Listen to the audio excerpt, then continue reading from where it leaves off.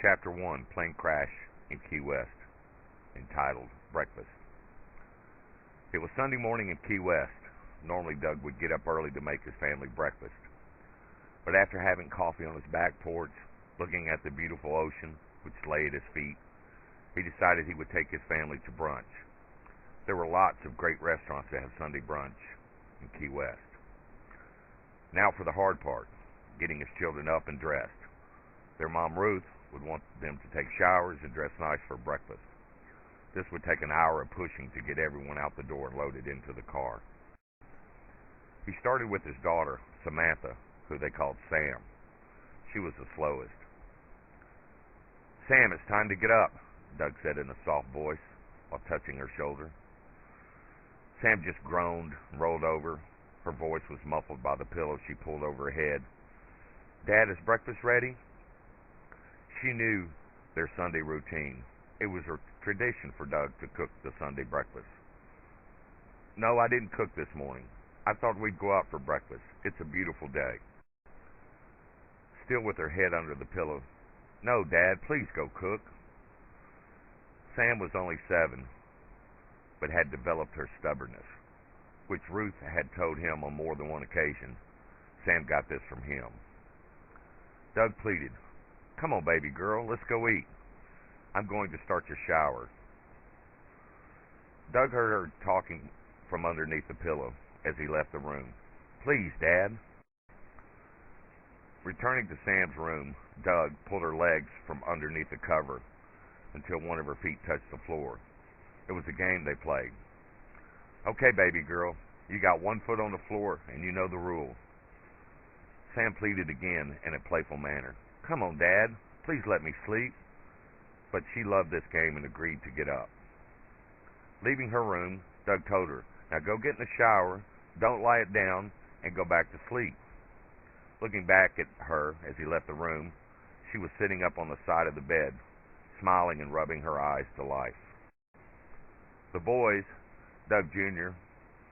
was the oldest at 15, and Mark, the middle child, was 11, would not be as hard to get stirring. Doug opened their bedroom door, which they shared a room. He flipped on their bedroom light. "First call, boys. I'm not cooking this morning. We're going to brunch." Doug left the room, leaving the light on to help wake them up. He could hear the boys flopping around in the bed, covering their heads with their pillows. Mark was the loudest. "Dad, please just cook so we can sleep." Still headed down the hall toward his bedroom where Ruth slept, he replied, "No, not this morning, and my mind is made up. Your sister is in the shower, so one of you be ready in about 5 minutes to go next." Entering his bedroom, he could see Ruth was awake. He bent over, giving her a kiss on the forehead. With a sleepy smile, she teased with him, "Are you going to drag me from the bed also?" "If that's what it takes. It's a beautiful morning. Let's go enjoy it." Sitting up on the side of the bed, she too rubbed her eyes to life in the same manner as Sam. He remembered thinking how much he loved seeing Ruth's traits in his daughter. "Sam is definitely your child. You both wake up the same way." Ruth looked up at Doug. "I know she's my child. Don't forget, I was there when she was born." "Come on now, you know what I mean. You both wake up the same." Ruth continued, "And by the way, we live in Key West, on the ocean. Every morning is beautiful." Leaving their bedroom to head back out to their porch, Doug thought to himself, he might as well relax. He had started a process which would take an hour. He turned to Ruth. "I'll be on the back porch with a cup of coffee waiting on you." On her way to the back porch to join her husband, Ruth knocked on the bathroom door where Sam was taking a shower. "Samantha?" Ruth normally referred to Sam as Samantha. "Are you almost done? Your dad has made up his mind and the boys need to take showers." Sam responded, "Yes, Mom, I'm almost done." Ruth knew her children well also. "Don't you be in there sleeping in the shower." Sam laughed. "Gee whiz, Mom, cut me some slack. You're just like Dad." Joining her husband on the back porch, Ruth sat in her chair taking a sip of her coffee. "Okay, Einstein, what's on your mind this morning?" Doug took a sip of his coffee. "I've got a good feeling about today, so let's just go enjoy it. We'll have some breakfast, and then we'll figure out our adventure from there." Shaking her head while she took another sip of her coffee, Ruth had been on adventures with her husband many times in their 20-odd years of marriage. Adventure? Oh no, this could mean trouble. Your adventures are always over the top.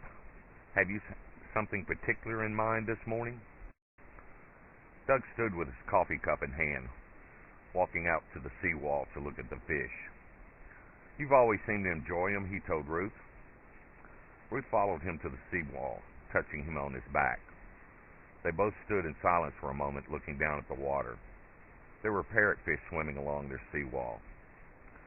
"Now, come on," she told him. "Put that bottom lip back in. I'll take a shower, and we'll go on your adventure." Turning and kissing his wife on the cheek, "And put some fire under the boys on your way by." Turning his attention back to the fish at his feet, swimming along their seawall, Doug knew it would be another 45 minutes before his family was ready to go to breakfast. He had stood by the seawall for several years with the fish swimming at his feet. He was noticing some of the same fish came time and time again, especially the parrotfish. They seemed very territorial. More came in the evening when Ruth fed them. He was pulled from his thoughts about the fish by Ruth's voice. "Okay, great leader, it's your turn in the shower." Walking back to the house, Doug playfully responded, "Just beat a guy up."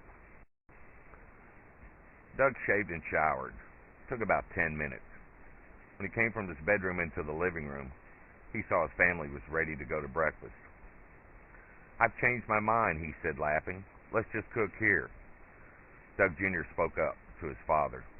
"That's not going to happen. Get your butt in the car and feed us." Doug laughed out loud. "Easy, big boy. I'm just kidding." In the car, it was decided they would go to the Casa Marina for brunch. They put out a large selection of different foods, and all his children liked different foods. He knew everyone could get what they wanted, plus a little taste of something new, which he and Ruth encouraged their children to try different things in life, telling them, "You never know until you try." They seemed to cooperate most times. The Casa Marina was on the other side of the island. They took the path along the Atlantic side of the island, driving by Smathers Beach. Mark asked his dad, "Dad, check out those planes flying over the beach." Dad looked over to his left. "Seaplanes are cool. They can land on the water or a runway." Mark continued with his questions. "Have you ever been in one?" Pausing for a moment, Doug thought. "You know, Mark, I'm not sure if I've ever been on a seaplane. I've flown on small planes plenty of times, but not a seaplane I can remember. When I was in the financial world, a guy picked me up in a helicopter one time at the Fort Lauderdale airport. He then took me to a man's house on a canal where we landed on a floating platform in his backyard. That was pretty cool." Rolling down his back window to get a better look at the seaplane, Mark thought out loud, "Those are cool." Doug said nothing, just looking over at his wife, who just shook her head and smiled. She knew her husband like the back of her hand. Breakfast at the Casa Marina was grand as always. The boys teased their sister into eating a raw oyster for breakfast. She had no fear. Doug joined them, but he warned them as they put a large oyster on a cracker and shoved it into her mouth. When she spit it out, luckily, she was not facing another table because the oyster took flight. Doug told his sons, "You know, guys, your sister's going to grow up someday, and there'll be hell to pay for the seemingly fun things you do to her today." They left the restaurant. Everyone was in a good mood, and their bellies were full. Doug pulled into a convenience store.